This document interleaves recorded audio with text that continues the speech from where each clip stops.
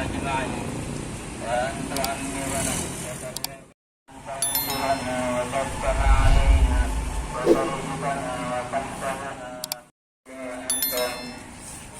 Sedangkan anak-anak itu jangan hanya berdiri saja, diatur syapnya ya nanya, yang cantik. Ayo nanya.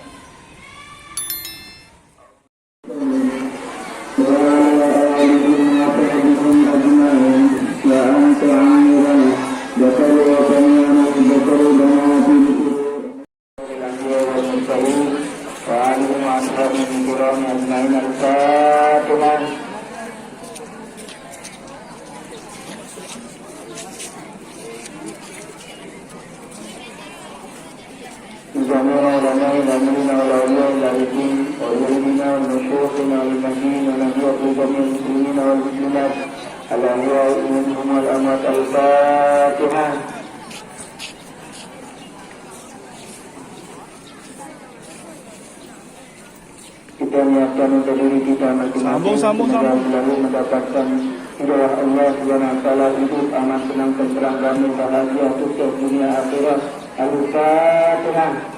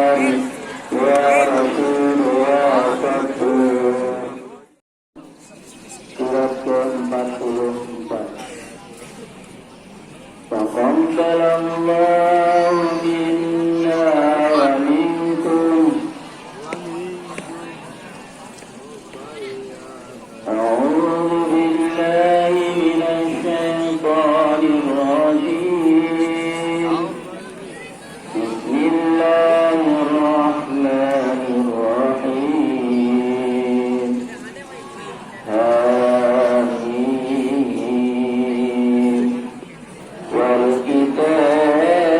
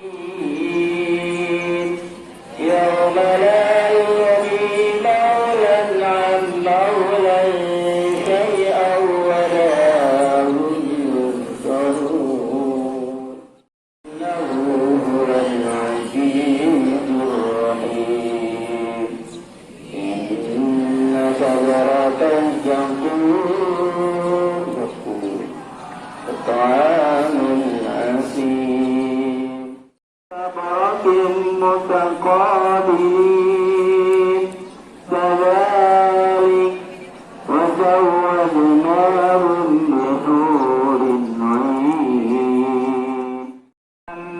من ربك ذلك هو الفوز العظيم فإنما يسرناه بلسانك لعلهم يتذكرون العظيم أفضل الذكر فاعلم أنه لا إله إلا الله لا إله إلا الله لا إله إلا الله لا إله إلا الله لا إله إلا الله لا إله إلا الله لا إله إلا الله لا إله إلا الله لا إله إلا الله لا إله إلا الله لا إله إلا الله لا إله إلا الله لا إله إلا الله لا إله إلا الله لا إله إلا الله قبل كل شيء لا إله إلا الله بعد كل شيء لا إله إلا الله يبقى يبنى كل شيء إلى حضرة النبي المصطفى محمد صلى الله عليه وسلم سيد الله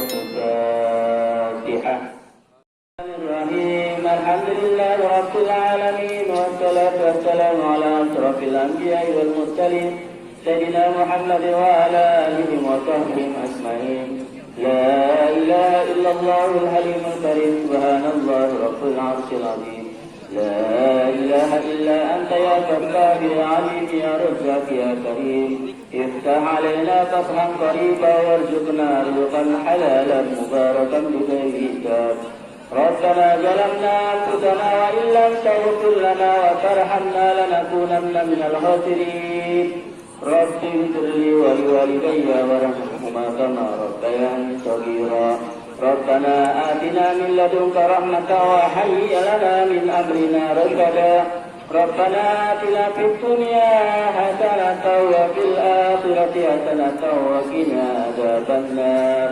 ربنا آتنا في الدنيا حسنة وفي الآخرة حسنة وقنا عذاب النار ربنا آتنا في الدنيا حسنة وفي الآخرة حسنة وقنا عذاب النار اللهم اجعلنا من الناجين الفائزين المخلصين في جميع احتفال الدنيا والأخرى مدى الأيام ثم يقول هذا دعاؤنا فاستجب دعاؤنا لا حول ولا قوة إلا بالله العلي العظيم بذلك سبحان ربك رب العزة عما يصفون وسلام على المرسلين والحمد لله رب العالمين الفاتحة بسم الله وبحمده بسم الله الرحمن الرحيم السلام عليكم ورحمة الله وبركاته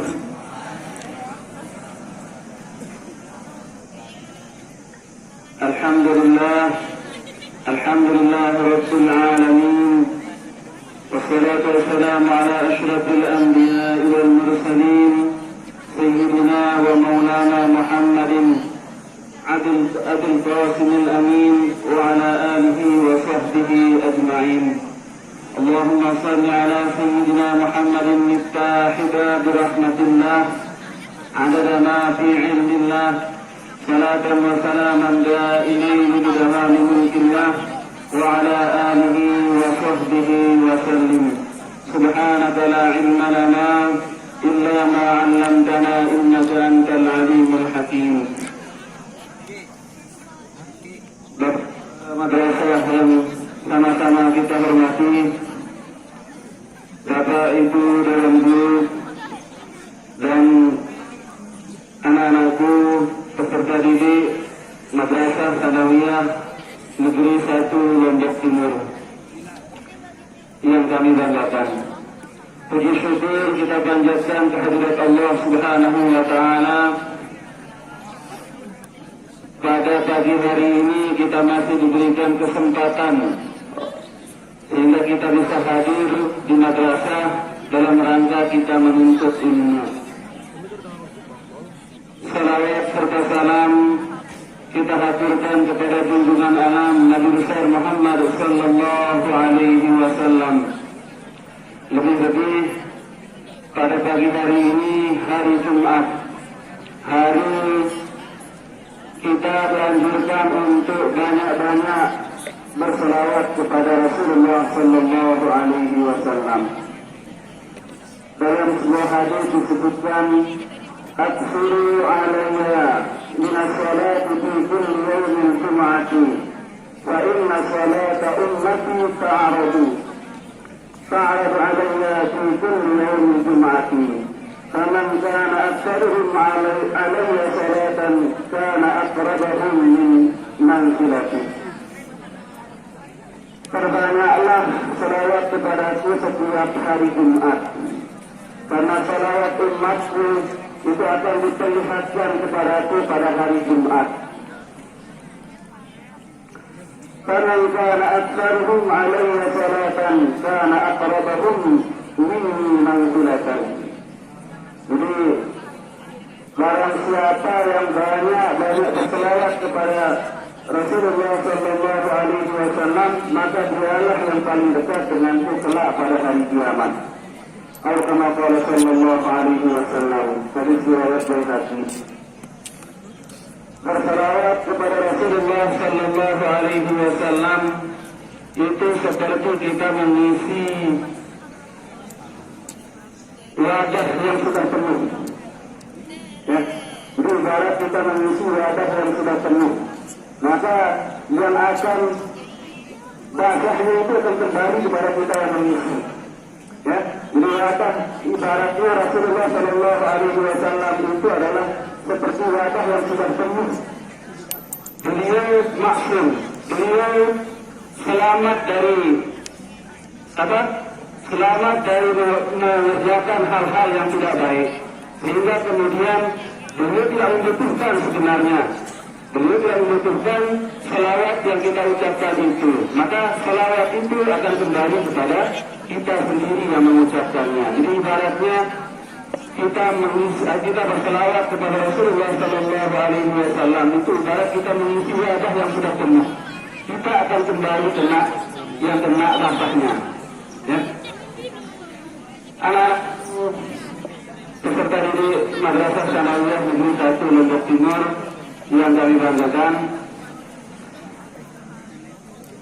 pada kesempatan ini izinkan kami menyampaikan beberapa kata-kata.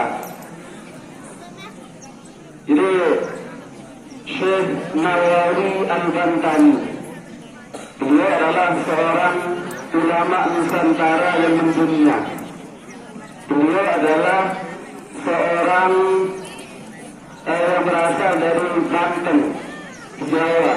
Beliau tinggal mengajar di Makkah Al-Mukarramah sampai beliau meninggal. Di dalam sebuah kitabnya, yaitu Irsyad dan Hidayat, beliau menuliskan ada 3 catatan dalam kitab Taurat. Jadi yang pertama, catatan yang beliau tulis itu adalah orang yang rakus itu fakir.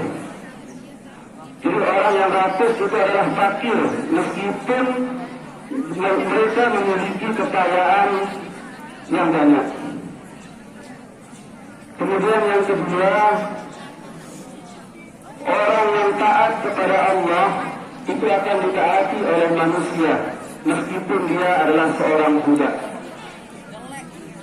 Kemudian yang ketiga, beliau menulis orang yang qanaah itu adalah kaya, meskipun ia setiap hari kelaparan. Anak-anakku yang berbahagia, jadi Imam Al-Ghazali dalam kitabnya Ihya Ulumuddin menuliskan, al-hirsu adatun qabihatun wa sifatun mazmumatun. Rakus itu adalah suatu kebiasaan yang jelek, yang tidak baik. Wa sifatun mazmumatun, dan itu adalah merupakan sifat yang tidak baik. Jadi rakus itu dalam bahasa Arab disebut al-hirsu. Jadi al-hirsu itu adalah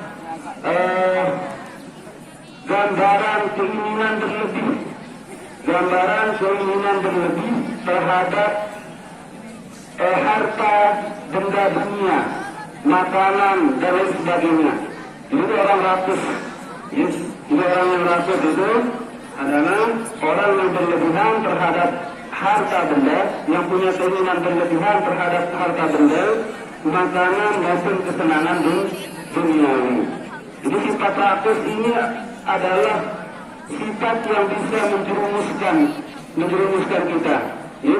Orang yang selalu merasa tidak puas dengan apa yang dimilikinya, itu adalah orang yang rakus. Meskipun dia memiliki harta kekayaan seluas dunia ini, mereka tidak akan pernah bahagia.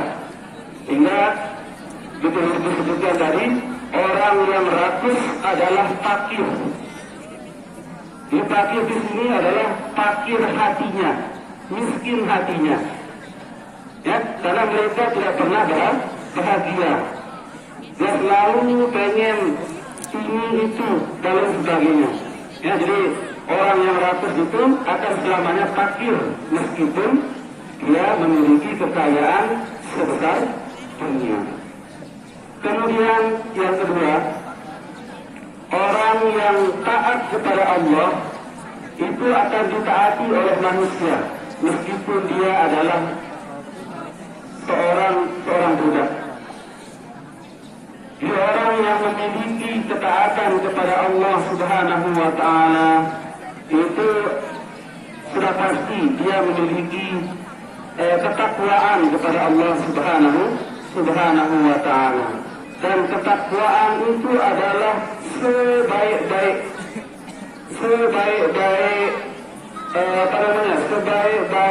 sifat, ya, sebaik-baik sifat.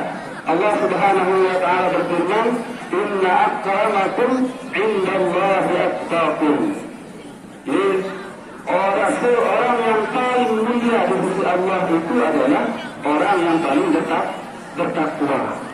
Jadi orang yang taat ini kemudian nanti jika dia taat kepada Allah, maka akan membiasakan dirinya, akan membuat dirinya mulia, tidak berani berbuat hal-hal yang tidak baik tentunya. Sehingga kemudian membuat orang akan taat kepadanya, akan menaatinya. Ya. Jadi orang yang taat kepada Allah akan ditaati oleh manusia meskipun dia adalah orang yang budak. Ketaatannya kepada Allah itu akan melahirkan sifat bijaksana, sifat-sifat yang baik pokoknya. Ya. Kemudian yang ketiga, yang terakhir, orang yang qanaah. Orang yang qanaah itu adalah kaya meskipun ia selalu kelaparan. Jadi qanaah itu adalah sifat menerima apa adanya. Ya, dalam akidah akhlak itu dijelaskan qanaah itu adalah sifat mampu menerima segala qada dan qadar Allah Subhanahu wa Ta'ala. Sehingga kemudian, ya, orang yang memiliki sifat qanaah, dia akan selalu bahagia. Apapun kondisinya, bagaimanapun kondisinya, dia akan selalu bahagia. Karena dia percaya semua yang ia alami, semua yang ia dapatkan itu adalah merupakan qada dan qadar Allah Subhanahu wa Ta'ala. Itulah kekayaan yang sebenarnya, kekayaan hati. Laisal ghina